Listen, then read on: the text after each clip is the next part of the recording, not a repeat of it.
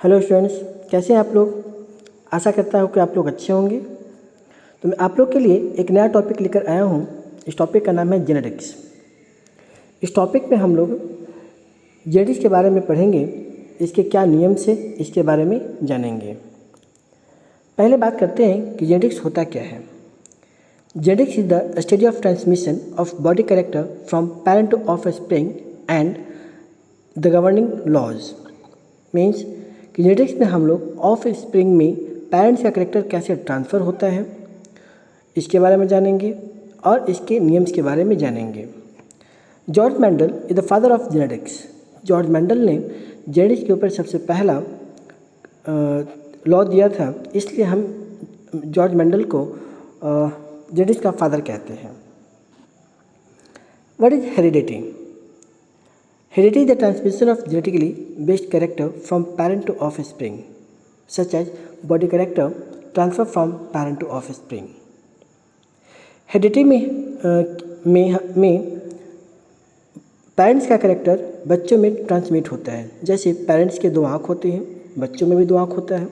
Parents के 2 पैर, 2 हाथ या जो भी बॉडी फीचर्स हैं, all body features is transfer to the offspring and this transmission is called heredity. Next is variation.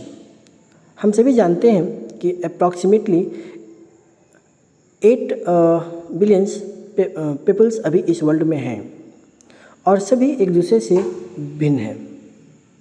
आखिर क्यों? सब में तो क्रोमोसोम्स की संख्या सेम है 46। इसके बावजूद all human beings are different from each other. This variations is called variation. The variations among the individuals of same kind of species, एक ही स्पीसीज में जो इंडिविजुअल्स में डिफरेंसेस होता है, इसी को हम वेरिएशंस कहते हैं। तो इस चैप्टर में हम वेरिएशंस क्यों होता है इस चीज़ को जानने का प्रयास करेंगे। नेक्स्ट है character. Organism have in heritable features which transfer from one generation to another generation is called character. कुछ कैरेक्टर्स होते हैं और इंडिविजुअल्स में जो एक जनरेशन से दूसरे जनरेशन में पास करता है। जैसे height, colour, eye colour, body structure, ये जो कैरेक्टर्स हैं one generation to another generation pass करता है, इसी को हम कैरेक्टर कहते हैं। Trait, alternative form of character is called trait. जैसे मैंने हाइट कहा, तो हाइट 2 तरह का हो सकता है, एक लंबा, एक नाटा। यदि हम लंबा और नाटा की बात करें तो ये ट्रेड्स हो जाते हैं, लेकिन हाइट आपका एक कैरेक्टर है। उसी तरह colour of eye, colour of eye is a character, लेकिन ब्लू कलर और black colour is a trait. Similarly colour of the body, colour of the body is a character, लेकिन black colour of the body और white colour of the body is a trait. Next आपका monohybrid cross. Monohybrid cross, जब हम किसी एक character का study करते हैं तब उसे हम मोनोहाइब्रिड क्रॉस कहते हैं। मोनोहाइब्रिड क्रॉस में किसी एक कैरेक्टर के बारे में हम स्टडी करते हैं। जैसे मान लेते हैं कि 2 प्लांट लिए और एक प्लांट लंबा है, एक प्लांट नाटा है। तो लंबा और नाटा दोनों 2 अलग अलग ट्रेड्स हैं, लेकिन कैरेक्टर एक ही है, वो है आपका हाइट। तो जब एक कैरेक्टर का स्टडी करते हैं तो उसे हम मोनोहाइब्रिड क्रॉस कहते हैं। डाइहाइब्रिड क्रॉस में हम 2 कैरेक्टर को एक साथ लेकर स्टडी करते हैं। नेक्स्ट है gene. Gene is the segment of DNA of chromosome which determine a specific character of organism. Approximately 19,000 genes are present in the human being. Genes के बारे में हम सभी बहुत सुने हैं कि जीन्स होता क्या है, लेकिन जीन्स आपका डीएनए का एक सेगमेंट है। वो सेगमेंट आपके एक कैरेक्टर को डिफाइन करता है। जैसे colour of the eye, colour of the eye के लिए आपके डीएनए में एक सेगमेंट होगा, राइट। इसी तरह से आपका हाइट, आपका बॉडी कलर, सब हर एक कैरेक्टर्स के लिए आपके डीएनए में एक सेगमेंट्स होगा। उसी सेगमेंट्स को हम जीन कहते हैं, that determines your body character. Human beings में अप्रॉक्सीमेटली 19,000 जीन्स पाए जाते हैं, जिसमें सबसे ज़्यादा जीन क्रोमोसोम नंबर 1 पे पाया जाता है। 2968 genes are present on chromosome number 1. Chromosome Y पे सबसे कम जीन्स प्रेजेंट होता है, only 232 genes are present. Second है alleles. Alleles is the alternative form of occupying the same position of the homologous chromosome. मतलब क्या है, जैसे ये दो होमोलोगस क्रोमोसोम्स हैं. होमोलोगस क्रोमोसोम्स में एक क्रोमोसोम फादर से आया है, एक क्रोमोसोम मदर से आया है. जैसे कि दोनों पे ए है तो एक ए दूसरे ए का एलेल्स कहलाता है. मान लेते हैं कि एक gene is responsible for the height of the people, height of the offspring, then both alleles A is called alleles of each other. Right. Similarly B, एक का भी दूसरे बी का एलेल्स है. नेक्स्ट है आपका फिनोटाइप. जो physical appearance of the individuals is called phenotype. आपका क्या हाइट है, आपका क्या कलर है, इन सब को हम फिनोटाइप कहते हैं. और genotype. Genotype is the arrangement of genes in organism. Organisms में जीन्स का क्या अरेंजमेंट है, इसी को हम जीनोटाइप कहते हैं. होमोजाइगस. होमोजाइगस एक कंडीशन है जब दोनों क्रोमोसोम्स सेम हो, सिमिलर पेयर्स हो. जैसे कैपिटल टी दोनों सिमिलर से, तो ये होमोजाइगस कंडीशन हो गया. हेट्रोजाइगस कंडीशन में दोनों अलग अलग होंगे, जैसे capital T and small T. Dominant gene express themselves both in homozygous condition and heterozygous condition. जो डोमिनेंट जीन होता है वो अपने आप को दोनों ही कंडीशंस में एक्सप्रेस करता है, चाहे वो होमोजाइगस हो या हेट्रोजाइगस हो. और रिसेसिव जीन सिर्फ और सिर्फ होमोजाइगस कंडीशंस में एक्सप्रेस करता है. मतलब रिसेसिव जीन जब दोनों सिमिलर होंगे तब ही वो एक्सप्रेस करेगा, अन्यथा एक्सप्रेस नहीं करेगा. नेक्स्ट है मेंडल्स एक्सपेरिमेंट ऑन इनहेरिटेंस. अब हम मेंडल्स का एक्सपेरिमेंट्स के बारे में देखेंगे. मेंडल्स ने जो एक्सपेरिमेंट किया था उसने पी प्लांट पे किया था. पी प्लांट चुनने के पीछे बहुत सारे कारण थे. पहला कारण था कि many variety of P plants is available in the alternative form. P plant के बहुत सारे वैरायटीज अवेलेबल हैं, जिससे वेरिएशन ज़्यादा मिला. वेरिएशन ज़्यादा मिलने के कारण ही वो ज़्यादा सटीक आंसर दे पाया. सेकेंड है this variations are available in pure form. जो आपके वेरिएबल्स हैं वो प्योर फॉर्म में अवेलेबल्स हैं. Generally self pollination takes place in pea plant. Pea plant एक ऐसा प्लांट है जिसमें जनरली आपका सेल्फ पोलिनेशन होता है. आर्टिफिशियली पोलिनेशन भी हम इसमें कराते हैं. और मेंडल्स ने आर्टिफिशियल पोलिनेशन कराकर ही अपने लॉ को प्रपोज किया था. नेक्स्ट है कि पी प्लांट का लाइफ स्पेन 2-3 महीने का होता है, इसलिए कम समय में रिजल्ट हमें मिल जाता है. यही सब कुछ कारण थे जिसके कारण मेंडल्स ने पी प्लांट को चुना था.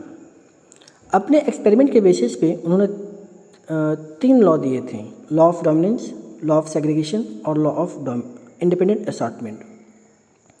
ये 3 लॉ देने के लिए उन्होंने 3 तरह के एक्सपेरिमेंट्स किए. पहला एक्सपेरिमेंट था मोन हाइब्रिड क्रॉस, दूसरा डाई हाइब्रिड क्रॉस, तीसरा ट्राई हाइब्रिड क्रॉस. इन 3 तरह के एक्सपेरिमेंट्स के बेसिस पे इन्होंने ये 3 लॉज दिया था. अब हम बात करेंगे लॉ ऑफ सेग्रीगेशन के बारे में. पहला लॉ था law of segregation. Law of segregation ये कहता है कि जब गैमेट्स का फॉर्मेशन होता है तो पेयर जीन एक दूसरे से सेपरेट होते हैं और गैमेट में अलग अलग क्रोमोसोम्स जाते हैं. जैसे अगर हम बात करें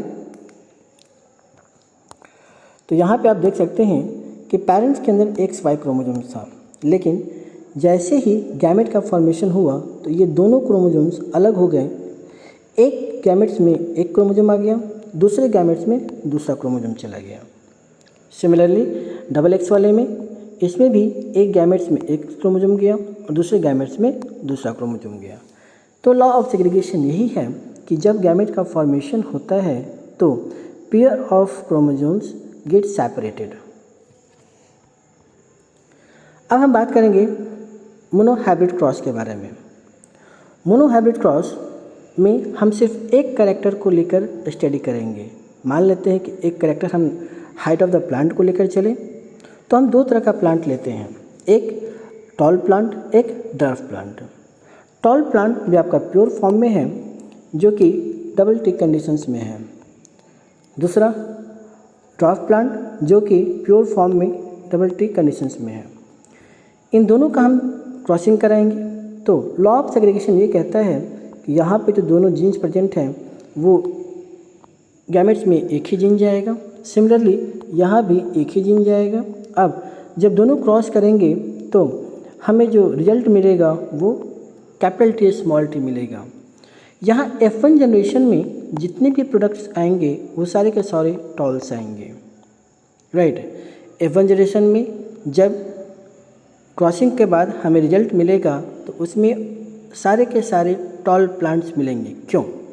क्योंकि टॉल प्लांट का जीन डोमिनेंट है ड्वार्फ जीन्स पे, यानी capital T is dominant over the small T, और इसलिए हमें F1 जनरेशन में सारे प्लांट्स टॉल मिलते हैं। अब इन F1 जनरेशन में जितने भी प्रोडक्ट्स मिले उनका हम सेल्फिंग कराते हैं। अब चूँकि हम जानते हैं कि F1 जनरेशन में जो हमें मिला वो कैपिटल टी स्मॉल टी मिला, कैपिटल टी स्मॉल टी मिला। इनका लॉ ऑफ सेग्रीगेशन में गैमेट्स में टी और टी आएगा, यहाँ भी टी और टी आएगा। अब इनका जब हम क्रॉसिंग कराते हैं तो जो फाइनल प्रोडक्ट हमें मिलता है capital T capital T, capital T small T, capital T small T और स्मॉल टी स्मॉल टी। इसका जब हम फिनोटाइपिक देखते हैं तो डबल टी है, इसका मतलब कि ये टॉल होगा। यहाँ पे कैपिटल सेकेंड वाले में कैपिटल टी स्मॉल टी पे डोमिनेंट होगा, इसलिए ये प्लांट भी टॉल होगा। थर्ड वाले में भी आपका टॉल होगा। अब फोर्थ वाले में आप देखिए कि दोनों ही स्मॉल टी हैं, तो मैंने कहा था कि ड्वार्फ जीन्स जब होमोजाइगस कंडीशन में रहेगा तभी वो एक्सप्रेस करेगा। इसका मतलब है कि स्मॉल टी का प्लांट आपका ड्वार्फ होगा। यहाँ से हमें एक चीज़ मिलता है कि टॉल और ड्वार्फ के बीच जो रेशियो आएगा वो 3:1 रेशियो हमें मिलेगा। क्यों? क्योंकि 3 टॉल प्लांट है, एक हमारा ड्वार्फ प्लांट है, राइट। लेकिन अगर हम जीन्स की बात करें तो आप देखिए कि हमें 3 तरह का जीन मिला है। पहला जीन है हमारा कैपिटल टी, दूसरा है कैपिटल टी स्मॉल टी, और तीसरा है स्मॉल टी। अब अगर इनकी संख्या देखें तो ये आपका 1 नंबर में है, ये आपका 2 है, ये आपका 1 है, राइट। तो इस तरीके से हमें जीनोटाइपिक रेशियो भी मिल गया। तो मोनोहाइब्रिड क्रॉस का जीनोटाइपिक रेशियो हो जाएगा 1:2:1, जबकि फिनोटाइपिक रेशियो होगा 3:1। क्यों? क्योंकि फिनोटाइपिकल कैरेक्टर्स के अकॉर्डिंग 3 प्लांट्स आपके लंबे होंगे और 3 प्लांट्स आपके ड्वार्फ होंगे, राइट। इसी के बेसिस पे आपको एक लॉ निकल के आता है जिसे हम कहते हैं law of dominance. Law of dominance आप देख रहे हैं कि हेट्रोजाइगस कंडीशंस में जब आपका कैपिटल टी स्मॉल टी है तो भी प्लांट का फिनोटाइप प्रोसेस टॉल है, यानी कैपिटल टी स्मॉल टी पे डोमिनेंट कर गया। तो यहीं से आपका लॉ ऑफ डोमिनेंस निकल के आता है जो ये कहता है कि out of 2 genes of 1 character present together only 1 is available to express itself with the other remain suppressed. यानी यदि आपका हेट्रोजाइगस कंडीशन है तो दोनों में से सिर्फ एक ही एक्सप्रेस करेगा जो डोमिनेंट होगा, दूसरा आपका सप्रेस कंडीशंस में रहेगा वो एक्सप्रेस नहीं करेगा। वो जब होमोजाइगस कंडीशन में आएगा तो अपने आप को एक्सप्रेस करेगा। यही आपका लॉ ऑफ डोमिनेंस है। अब आते हैं पुनेट स्क्वायर। पुनेट स्क्वायर एक ऐसा स्क्वायर है जिससे हम जीनोटाइपिक और फिनोटाइपिक कैरेक्टर को डिटरमाइन कर सकते हैं। यह एक स्क्वायर होता है, एक साइड में हम लोग एक जीन्स को रखते हैं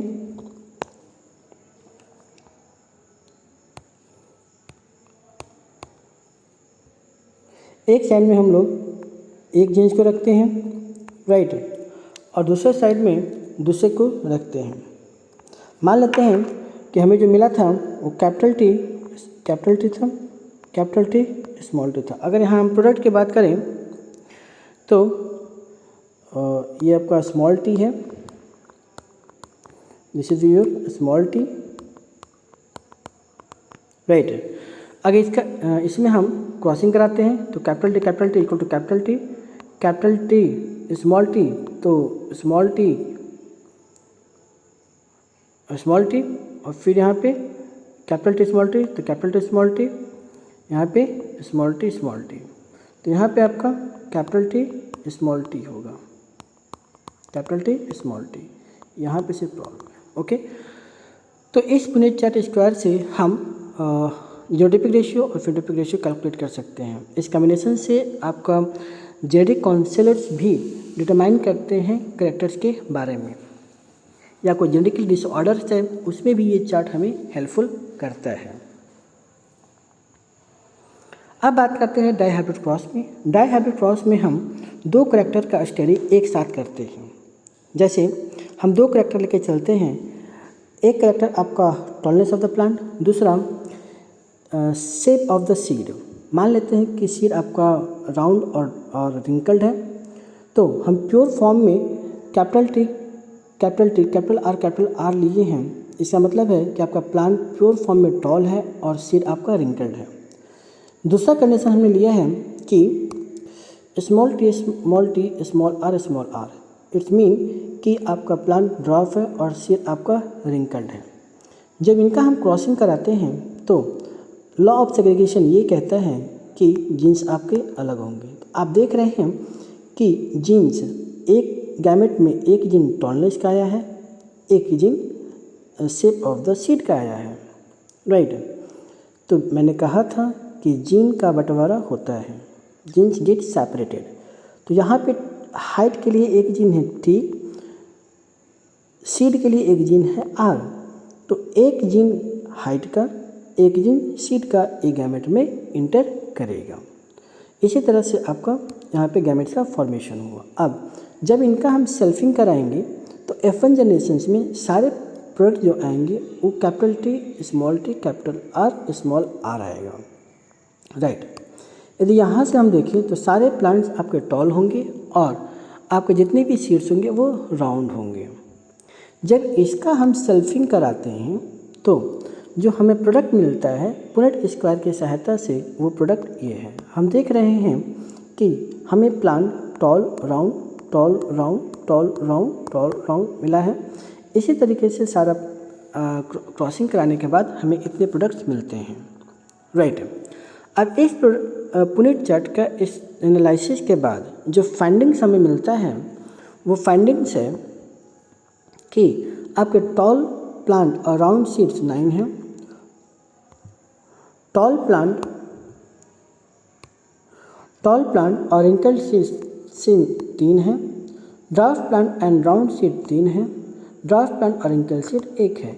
इस तरीके से आपका फिनोटाइपिक रेशियो 9:3:1 हो गया और जीनोटाइपिक रेशियो 1:2:2:4:1:2:1:2:1 होता है, राइट। ये आपका याद करने की आवश्यकता नहीं है, but this one will have to memorise. अब इस रेशियो से हमें एक कंक्लूजन मिलता है। क्या कंक्लूजन मिलता है? ये रेशियो, फिनोटाइपिक रेशियो हमें ये बताता है कि यदि दो अलग अलग कैरेक्टर्स के जीन्स अवेलेबल हैं तो एक कैरेक्टर का जीन दूसरे कैरेक्टर के जीन के एक्सप्रेशन को इंटरफेयर नहीं करेगा, राइट। जैसे यहाँ पे टॉल प्लांट के लिए जीन था, एक सीड के लिए जीन था, तो सीड वाला जीन टॉल वाले प्लांट के एक्सप्रेशन को इंटरफेयर नहीं करेगा, टॉल वाला जीन आपका सीड के एक्सप्रेशन को इंटरफेयर नहीं करेगा। और यही कहलाता है आपका लॉ ऑफ इंडिपेंडेंट असॉर्टमेंट। हमने देखा कि कोई भी एक दूसरे के एक्सप्रेशन में इंटरफेयर नहीं कर रहा है, right. So this was your law of independent assortment. तो इस वीडियो में हमने देखा कि मेंडल्स लॉ क्या है, मेंडल्स लॉ के साथ साथ dihybrid cross, monohybrid cross, right. इसके साथ हमने कुछ टर्मिनोलॉजी देखे जो कि बहुत इम्पॉर्टेंट है। इस वीडियो में इतना ही।